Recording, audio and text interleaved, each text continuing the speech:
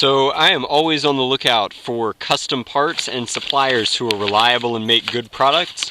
And I just got this in from Australia land. This is from OzNerfNerd. He has an eBay store. I will show that in the description box below so that you can get your hands on these parts too if you like them. But I want to do a review, installation, and then firing test of this. This is his full Nerf Alpha Trooper armament of kits. Now, the box is rather plain, which is a good thing in a lot of ways. This is a small operation. The making of custom parts for Nerf guns, or the tertiary market for that, is kind of weird. Everybody is usually independent and working on a small scale. So the fact that this box is simple, just got a simple sticker and logo, means that the focus for OzNerfNerd isn't on making things look fancy or more complicated than they are, and sure enough, regular Ziploc bags inside, but instead it's on providing like quality parts at a reasonable price. And I think that that's the focal point of his business, and it's part of what makes him a lot of fun to work with. So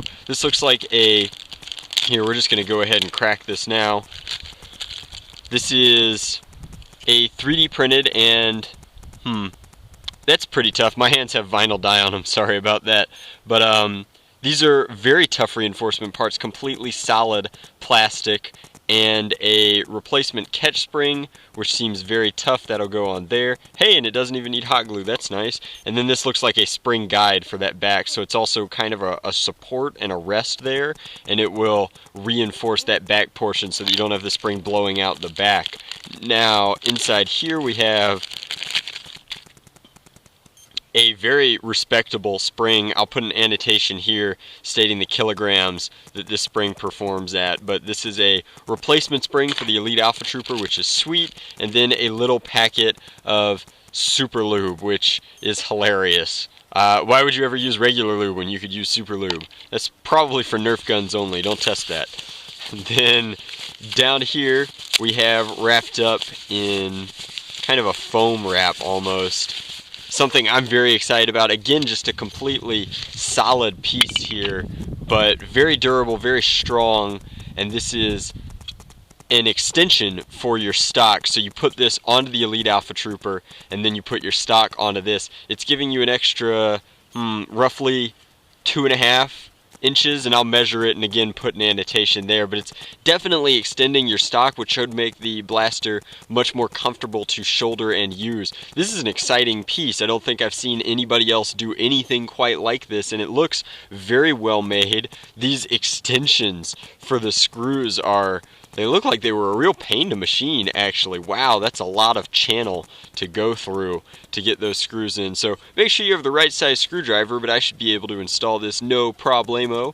And I'm going to go ahead and crack one of my EATs. I'm running out of Elite Alpha Troopers, but I'm going to go crack one out of the box, and I will get this installed. I'll show you the installed internals with the blaster still open next, and we'll talk about how well they fit and how well, or how easy rather, they were to get into the blaster itself. So inside this Elite Alpha Trooper, you can see that I've already, and I'll pull it out real quick, installed this catch mechanism. The catch mechanism is made out of ABS plastic, and it looks like it's been layered. You can definitely tell that it's been 3D printed, but it's much sturdier than like PLA parts that I've used before. Like, this is me applying a lot of force to it, and it's just got no give at all, which is really what you need in a catch mechanism like this. Dropping the new spring in was as simple as pulling the old spring out. Teasing this into place is super duper easy. I'm not even using tools to do this. That's what's just blowing me away here. Then coming in, and you can put this spring rest here, and that seats right there, and make sure that your spring is always going to be aligned so that your plunger tube has just a really smooth prime. I went ahead and I took some snips, and I cut out both of the locks already, unscrewed one and then pinched out the other one. So this should be ready to seal up, and then I'm very eager to see how that back stock portion attaches and how that functions, because that looks really, really cool. Not that this isn't cool, but I'm very excited about that. So we'll do that next. Alright, so before we talk about the kit performance itself, I want to talk about the stock adapter. Now, the stock adapter is great for a lot of reasons, but the first of which is that it is tight. That's tight in the physics sense, not tight like out of sight. Anyway, it's extending this Super Soaker stock, and I chose the Super Soaker stock because with my Death Dealer I usually use a Lightning Trooper stock that I painted to match it, and so this is white, which kind of blends into the Elite scheme, and in addition to that it's long and a stock that I'm comfortable with and really enjoy, and even for me it puts it right where I want it to be, and I'm a very tall guy, so that is really exciting for me. If you're smaller or female or shorter or whatever and you really like another kind of stock, this could be a great option for you, because if you're in love with the Stockade stock for the extra darts, or if you really like the drop that you get from the Retaliator stock, this will put it at a more comfortable length for you. If you've always found that you're shouldering over here, then I think that it's just a great option. It's very tight fitting, which means that there's no plastic creak as I prime through into it, which is great. Everything about this kit seems to be designed with a very smooth priming stroke in mind, and that's just awesome. There's very little plastic creak. What you do get comes from up here on your priming area, and it's just a very smooth kit. I like it a lot. So I'm going to go ahead and slam a clip home, and we're going to fire it a few times.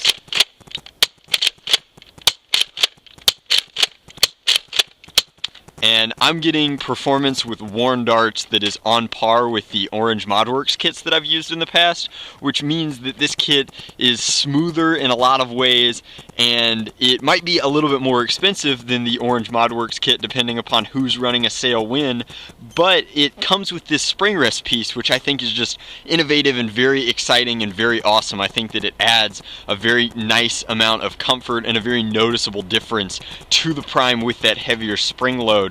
Now, I haven't knocked out the AR on this because I didn't feel like it, in all honesty, and I'm still getting a very improved performance from it. So if you're not comfortable doing that, this is still an excellent kit to look into. The overall performance of the kit is excellent. I would say that it's on par with, if not better than, an Orange ModWorks kit, and with that you get customer service that can't be beat. Instead of dealing with a company that's basically disappeared off the edge of the map, you get to deal with a company that's one guy working at his own shop with a couple of printers, and everything is just very personal, and the communication is really just above par. It's awesome. So I've really enjoyed working with OzNerfNerd. I really enjoy these parts. I think that this is a definite option for the HVZer in the United States. If you're looking to get a kit that just won't quit, I would...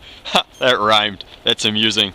I think that this is an excellent option. The Orange ModWorks kits are still a good option, but customer service is really important to me, and they've been slacking in that area recently, so I'm digging this kit. Check it out.